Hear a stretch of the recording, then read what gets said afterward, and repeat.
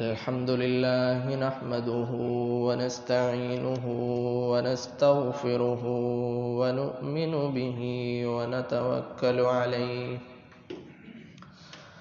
ونعوذ بالله من شرور أنفسنا ومن سيئات أعمالنا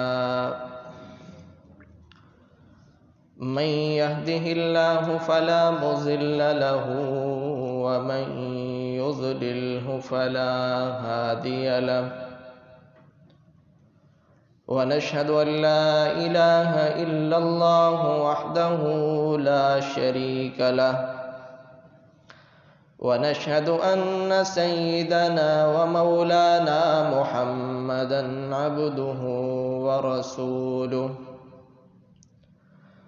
صلى الله تعالى عليه وعلى آله وأصحابه وبارك وسلم تسليما كثيرا كثيرا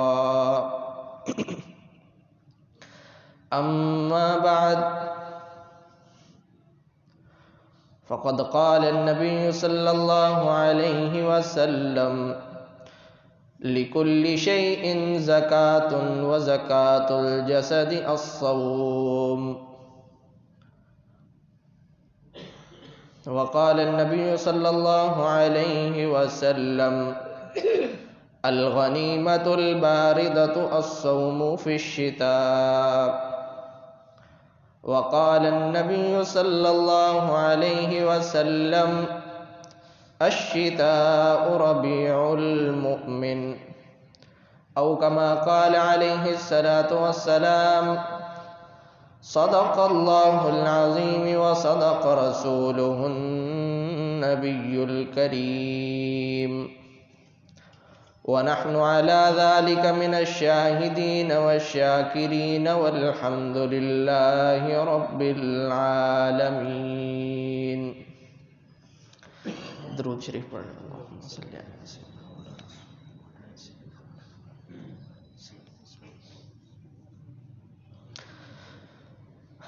قابل صد تکریم بزرگوں، دوستوں اور بھائیوں، میں نے اللہ کے نبی صلی اللہ علیہ وسلم کے 3 فرامین مبارک میں وہ تلاوت کیے ہیں. سب سے پہلا رسول اللہ صلی اللہ علیہ وسلم نے فرمایا کہ لِكُلِّ شَيْءٍ زَكَاةٌ، ہر چیز کی ایک زکوٰۃ ہوتی ہے.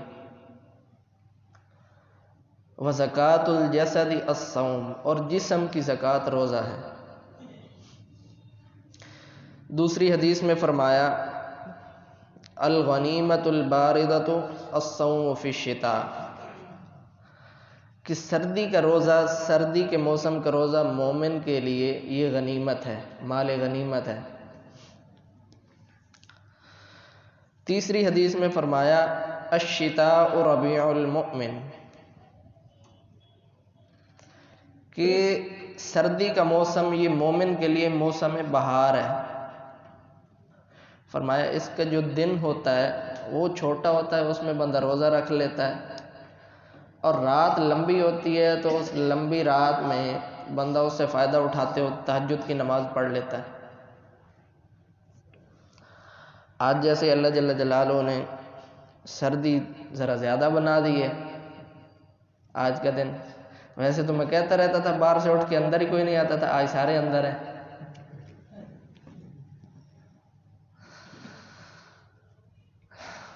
بہرحال یہ 3 فرامین مبارک اللہ کے نبی صلی اللہ علیہ وسلم کے، ان سے پتہ یہ چلتا ہے کہ یہ جو سردی کا موسم ہے نا، یہ انسان کے لیے واقعی حقیقت میں غنیمت ہے کہ انسان اس سے فائدہ اٹھا لے. دنیا میں ہم کہتے رہتے ہیں نا اکثر کہ ایک دوسرے کو اکثر بندہ کہتا ہے کہ موقع ہے، کوئی کاروباری شخص ہے نا تو دوسرا اس سے کہتا ہے کہ موقع ہے، سیل لگی ہوئی ہے، یا آج کل جو ہے نا ریٹ اچھے چل رہے ہیں تو زیادہ مال لے لے، موقع سے فائدہ اٹھا لے. ورنہ کل کو ریٹ زیادہ ہو جائیں گے تو پھر مشکل ہو جائے گی ہمارے لیے. تو یہاں سردی کا جو موسم ہے اس میں بھی انسان کے لیے یہی تعلیم ہے کہ جیسے ہم دنیاوی معاملے میں کہتے ہیں نا کہ اب موقع ہے، اس سے فائدہ اٹھا لو، اللہ نے یہ جو سردی کا موسم دیا نا ہمیں، یہ بھی ہمیں موقع دیا ہے کہ اس سے فائدہ اٹھا لو۔ اللہ کی طرف سے ایک نیکیوں کی سیل لگی ہوئی ہے۔ دن چھوٹے ہیں، بندہ روزہ رکھنا چاہے تو رکھ سکتا ہے، راتیں لمبی ہیں، بالفرض اگر بندہ 10 ساڑھے 10 بھی سو جائے اور 5 بجے اٹھ جائے تو پھر بھی اس کے لیے 6 ساڑھے 6 گھنٹے کا ٹائم ہے، اور رات کی یہ نیند کافی ہے انسان کے لیے۔ ایک صحت مند شخص کے لیے رات کو 6 ساڑھے 6 گھنٹے 7 گھنٹے کی نیند اگر 10 بجے بھی سو جائے تو کافی ہے۔ بندہ 5 بجے اگر اٹھے گا تو بڑا حشاش بشاش ہوگا، تو اس لیے اس وقت اٹھ کے بندہ تھوڑی سی تہجد کی نماز پڑھ لے، اللہ کے سامنے جو ہے اپنی آرزوئیں رکھ دے، اپنے جتنے کام ہیں وہ اللہ سے منوائے، اللہ سے مانگے۔ تو اس لیے اللہ کے نبی نے فرمایا کہ سردی کا جو موسم ہے یہ مومن کے لیے موسم بہار ہے، کہ اس کا دن جو ہے وہ چھوٹا ہوتا ہے، بندہ روزہ رکھ لیتا ہے، اور رات لمبی ہوتی ہے، بندہ اس میں تہجد کی نماز پڑھ لیتا ہے۔ بزرگوں، بھائیوں، دوستوں، یہ دنیا جس میں ہم رہ رہے ہیں یہ ناپائیدار دنیا ہے جس کے پیچھے ہم لگے ہوئے ہیں نا، اس کی کوئی حقیقت نہیں ہے، یہ ایک جگہ پہ ٹھہرتی نہیں ہے۔ ہم بچے تھے، بچے سے لڑکے ہوئے، جوان ہوئے، جوانی سے بڑھاپے کی طرف چلے گئے، وقت بدلتا رہا، دنیا ایک جگہ پر کھڑی نہیں ہوئی۔ اسی طرح جن گھروں میں ہم کل رہتے تھے، ہمارے ساتھ ہمارے والدین ہوتے تھے، بڑی عمر کے جتنے بھی حضرات ہیں وہ جانتے ہیں کہ ہم جن گھروں میں رہتے تھے ہمارے ساتھ ہمارے والدین ہوتے تھے، بہن بھائی ہوتے تھے، ہنسی خوشی رہتے تھے، لیکن والدین چلے گئے، بہن بھائی اپنے اپنے گھروں میں چلے گئے، اپنے اپنے کاروباروں میں چلے گئے، آج انہی کی جگہ بیوی بچوں نے لے لی ہے۔ ادھر ادھر بندہ دیکھتا ہے تو بچے ہوتے ہیں، بیوی ہوتی ہے۔ تو یہ دنیا بدلتی رہتی ہے، ایک جگہ پہ ٹکتی نہیں ہے۔ اب کل کا کسی کو پتہ نہیں ہے کہ کل کیا ہونے والا ہے۔ آج اگر ہم جوان ہیں تو کل بڑھاپے کی طرف بھی جائیں گے۔ تو اس لیے یہ موقع ہے ہمارے لیے کہ ہم اس موقع سے فائدہ اٹھا لیں۔ اس لیے تو فرمایا نا، گرمیوں کا جو روزہ ہوتا ہے نا عموماً بندے کے لیے رکھنا مشکل ہوتا ہے سردیوں کی بنسبت۔ گرمیوں میں روزہ رکھنا کہ میں آج اگر سوچتا ہوں نا، تھوڑا سا میرا ذہن اس طرف جاتا ہے تو میں خود حیران ہوتا ہوں۔ یہ اللہ کی عطا ہی تھی کہ میں جب حفظ میں پڑھتا تھا، جب میں حفظ کر رہا تھا، یہ 2009-10 کی بات ہے، 10 یا 11 کی، اس وقت روزے اچھے خاصے گرمیوں میں آتے تھے، اور عمر بھی اتنی زیادہ نہیں تھی، 12 یا 13 سال ہوگی عمر۔ تو اللہ نے، میں خود سوچتا ہوں کہ ایک 12-13 سال کا لڑکا سارا دن قرآن پاک بھی پڑھ رہا ہے اور اتنی گرمی کا روزہ بھی رکھ رہا ہے۔ اب سوچتا ہوں تو آج کل جو ہم تھوڑے سی بھی لمبا ہو جائے نا روزہ، 13-14 گھنٹے کا ہو جائے گرمیوں کا، تو ہمارے لیے مشکل ہو جاتی ہے۔ ہم کہتے ہیں یار گرمی بڑی ہے، پتہ نہیں دن کیسے گزرے گا، جلدی سے وقت گزرے اور افطار کریں۔ اب اگر سوچتا ہوں تو وہ خود کو حیرانی ہوتی ہے کہ وہ اللہ کی عطا تھی کہ اللہ نے رکھوا دی ہے اس عمر میں اتنی گرمی کے باوجود۔ تو گرمیوں میں انسان کے لیے روزہ رکھنا نسبتاً مشکل ہوتا ہے، سردیوں میں آسان ہوتا ہے، لیکن اس کے باوجود حضرت عائشہ رضی اللہ تعالیٰ عنہ فرماتی ہیں کہ اللہ کے نبی صلی اللہ علیہ وسلم اس کے باوجود پورا سال آپ کا ایسا گزرتا تھا کہ کسی مہینے میں بھی نفلی روزہ نہیں چھوڑتے تھے، ہر مہینے روزے رکھتے تھے، 3 روزے رکھتے تھے۔ اور آپ نے حضرت عبداللہ ابن عمر بن عاص رضی اللہ تعالیٰ عنہ کو بھی اس کی نصیحت کی، اسی کی تعلیم دی کہ آپ بھی روزے رکھا کرو مہینے کے، لیکن وہ مسلسل رکھنے لگ گئے، بیچ میں وقفہ ہی نہیں کرتے تھے۔ تو اللہ کے نبی صلی اللہ علیہ وسلم نے فرمایا کہ تم ہر مہینے صم 3 ایام لکل شہر، ہر مہینے میں تم 3 روزے رکھ لیا کرو، 3 سے زیادہ نہ رہا کرو۔ یہ تو ہم اب سب جانتے ہیں کہ نفلی جو روزے ہوتے ہیں، ایام 20 کے روزے خاص طور پر، یہ اللہ کے نبی صلی اللہ علیہ وسلم کی عادت مبارکہ تھی، آپ صلی اللہ علیہ وسلم رکھتے تھے۔ لیکن اما عائشہ فرماتی ہیں آپ نے یہ کبھی نہیں دیکھا تھا کہ کون سا دن آ رہا ہے کون سا نہیں آ رہا. آپ موقع محل کے مطابق جب آپ کا دل چاہتا تھا تو آپ روزہ رکھ لیتے تھے. مثال کے طور پر کبھی ہفتے کا سوموار کا منگل کا، اسی طرح اتوار کا، پیر کا اور منگل کا روزہ رکھ لیا. اسی طرح کبھی جو ہے وہ رکھ لیتے تھے جمعرات کا جمعے کا اور ہفتے کا روزہ رکھ لیتے تھے. اسی طرح کبھی ایام بیس کا 13، 14 اور مہینے کی جو 15 تاریخ ہے چاند کے حساب سے 13، 14 اور 15 ان کے روزے رکھ لیا کرتے تھے. اسی طرح کبھی جمعرات کا روزہ رکھ لیا کرتے تھے، کبھی جو ہے وہ سوموار کا روزہ رکھ لیا کرتے تھے. اور اللہ کے نبی صلی اللہ علیہ وسلم نے اس کی تعلیم بھی دی ہے، ترغیب دی ہے کہ سوموار کا روزہ رکھا کرو کیونکہ اس دن میں پیدا ہوا تھا، میری پیدائش ہے. سوموار کے دن اللہ کے نبی صلی اللہ علیہ وسلم کی ولادت ہے. ہم سارے عاشق رسول تو ہیں.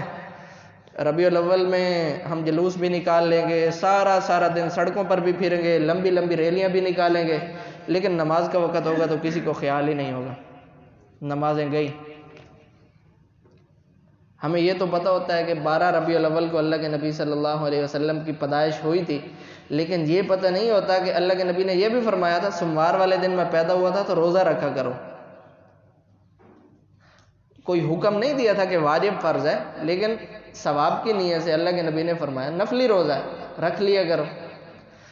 تو انسان کے لیے جو ہے وہ سردیوں میں روزے رکھنا ذرا آسان ہو جاتا ہے. جیسے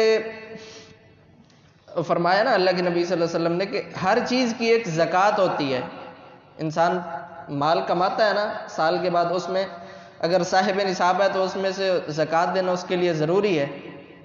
اسی طرح فرمایا وَزَكَاةُ الْجَسَدِ الصَّوْمُ کہ جسم کی جو زکوٰۃ ہے وہ روزہ ہے. جیسے اگر 2.5% ہم زکوٰۃ نہ نکالیں اپنے مال میں سے تو سارا مال خراب ہے. ہم اگر 2.5% اس میں سے اپنی زکوٰۃ نکال دیں گے تو سارا مال پاک ہو جائے گا، اب اس کو استعمال کریں. اسی طرح جسم جو ہے یہ ہمارا کھانے پینے کا عادی ہو جاتا ہے.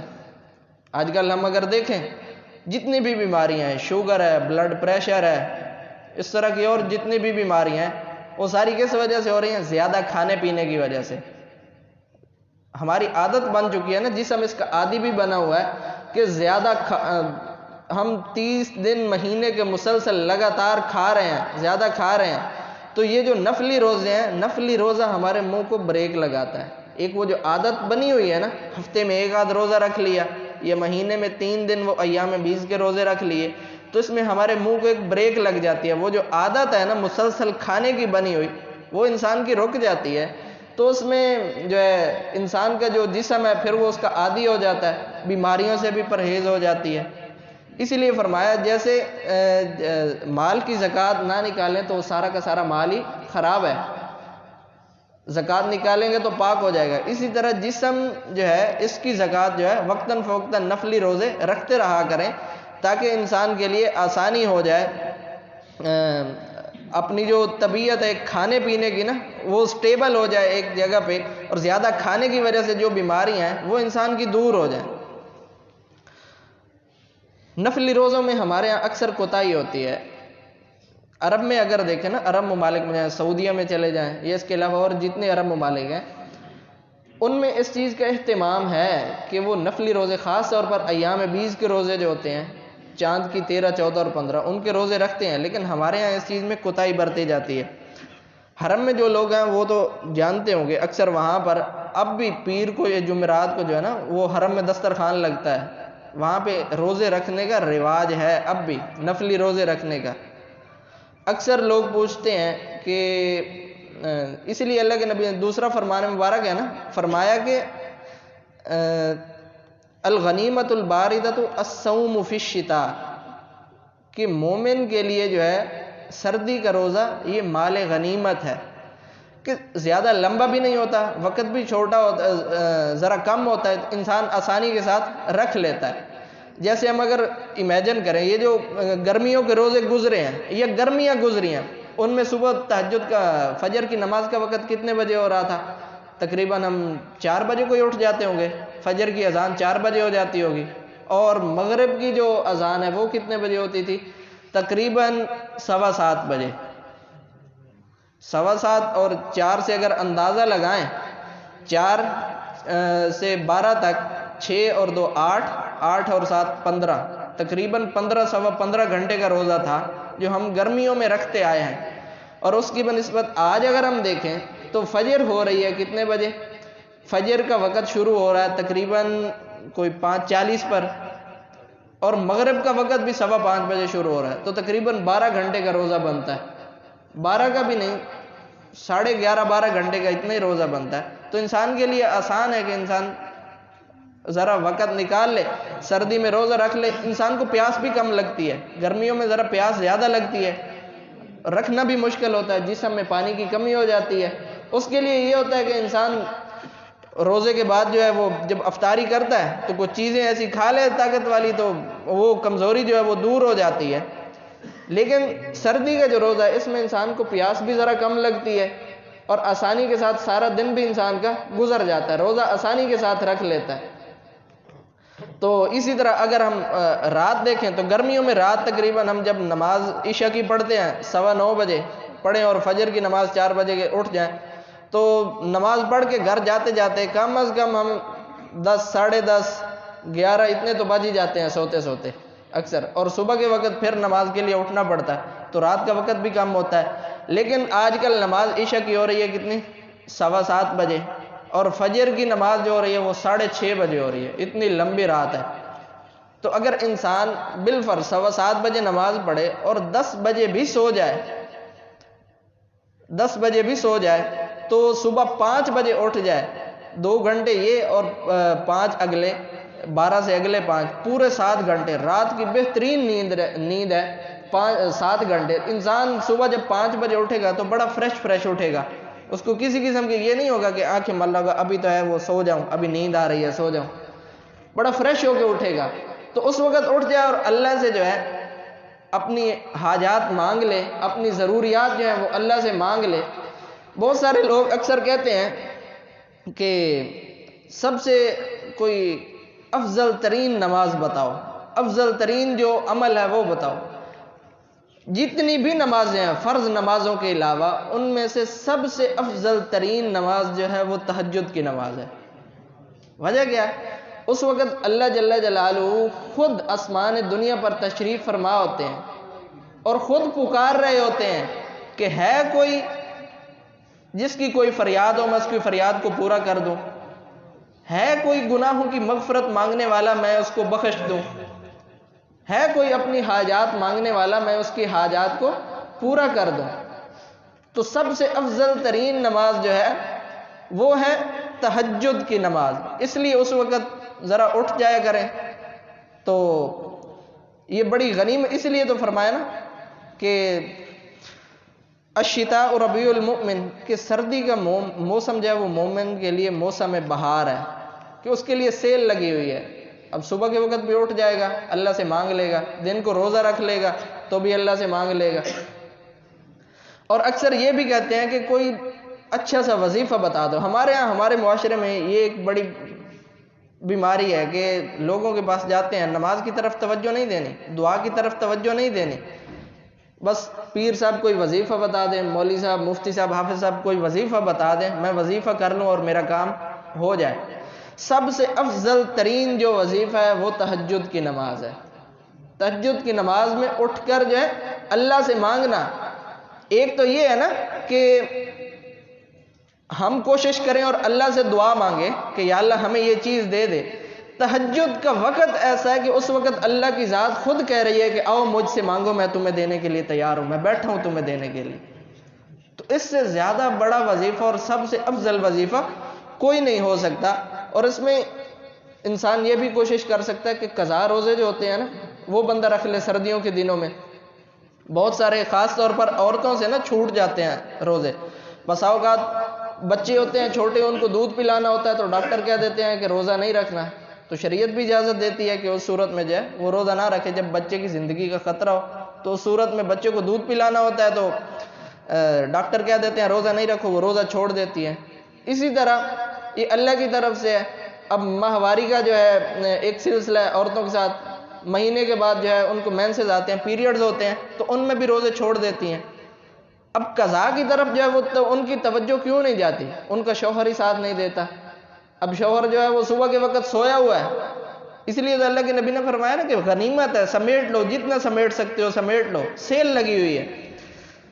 تو اب شوہر اگر ساتھ دے گا کہ بیگم رات بڑی لمبی ہے تو اس لیے ہم صبح جلدی اٹھیں گے، تہجد کی نماز بھی پڑھیں گے اور روزہ بھی رکھ لیں گے، دن چھوٹے ہیں زیادہ پیاس بھی نہیں لگے گی، اپنے کام کاج میں لگے رہیں گے. تو اس کا فائدہ کیا ہوگا کہ ایک تو مہینے کے نفلی روزے پورے ہو جائیں گے، ان نفلی روزوں کی آڑ لے کر آپ کے جو ہے وہ جو فرض روزے قضا تھے ان کی بھی قضا ہو جائے گی. اس لیے کوشش کریں. بہت سارے حضرات ہوتے ہیں جن کے رمضان میں بھی روزے چھوٹ جاتے ہیں، تو اب کوشش کر لیں کہ سردیوں کے دن ہیں، ذرا دن چھوٹے ہیں، تو وہ جو رمضان میں روزے قضا ہوئے تھے، نفلی روزے ایام 20 کے ہیں، 13 14 15 یہ رکھ لیں، یا پیر کا رکھ لیں، جمعرات کا رکھ لیں، جس دن آسانی ہو. مہینے میں 2-3 روزے رکھ لیں تو یہ 3-4 مہینے میں ان میں جو آپ کے رمضان کے قضا ہوئے روزے ہیں ان سے بھی جو ہے آپ کا دامن صاف ہو جائے گا. تو یہ انسان کے لیے مال غنیمت ہے. اس لیے فرمایا کہ اچھا آدمی وہی ہے جو موقع سے فائدہ اٹھا لے. دنیاوی اعتبار سے تو ہم اکثر کہتے بھی پائے جاتے ہیں اور کرتے بھی ہیں کہ موقع سے فائدہ اٹھا لو، سیل لگی ہوئی ہے، اس وقت بھی چیزیں جلدی جلدی خرید لو تاکہ سیل کہیں ختم نہ ہو جائے. لیکن اب اللہ نے سیل لگائی ہوئی ہے تو اللہ کی سیل سے بھی فائدہ اٹھا لو جتنا اٹھا سکتے ہو. قرآن کی کریم کی تلاوت کر لیا. اذان ہوتی ہے، مسجد میں 5 منٹ پہلے آ گیا بندہ. اب ہم اکثر کیا کرتے ہیں کہ 2 یا 3 منٹ رہ رہے ہوتے ہیں جماعت میں سے، اس وقت آتے ہیں کہ این جب مولوی صاحب کھڑے ہوں گے، تکبیر ہوگی تو اس وقت ہم نماز کے ساتھ جا کر شامل ہو جائیں گے. لیکن اگر کوشش کر لیں ذرا پہلے آ جائیں تو یہ بڑی فضیلت کی بات ہے کہ جتنا انسان کو نماز پڑھنے کا ثواب ملتا ہے نا، ایک تو باجماعت نماز ہے، جتنا نماز پڑھنے کا ثواب ملتا ہے، جتنی دیر وہ نماز کے لیے انتظار میں بیٹھے گا، اس انتظار میں بیٹھنے کا بھی اس کو نماز جتنا ہی ثواب ملے گا. تو اس فارغ وقت میں ڈبل ثواب کمائیں. ایک تو نماز کے انتظار کا ثواب، دوسرا قرآن پاک اٹھا لیں، تھوڑی سی تلاوت جتنی کر سکتے ہیں، آدھا رکوع، 1 رکوع، جو ہے 1 صفحہ کر لیا، 1 پاؤ پڑھ لیا، جتنا انسان کی طاقت ہو یا استطاعت ہو اس کے مطابق انسان جو ہے وہ عمل کر لے. تو اللہ کے نبی صلی اللہ علیہ وسلم کے یہ 3 فرامین ہیں. آخر میں دوبارہ یاد کر لیں، فرمایا لِكُلِّ شَيْءٍ زَكَاةٌ، ہر چیز کی ایک زکوٰۃ ہوتی ہے، اور جسم کی زکوٰۃ جو ہے وہ نفلی روزہ ہے. تو اس لیے اس موسم میں نفلی روزوں کا اہتمام کریں.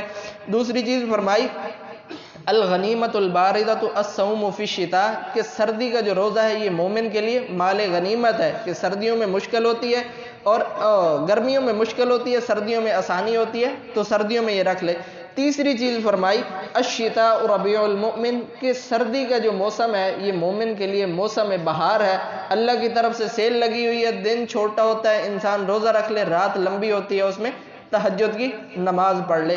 اللہ تعالیٰ سے دعا ہے کہ جو کچھ سنا اس پر عمل کرنے کی توفیق عطا فرمائے. وآخر دعوانا ان الحمد للہ.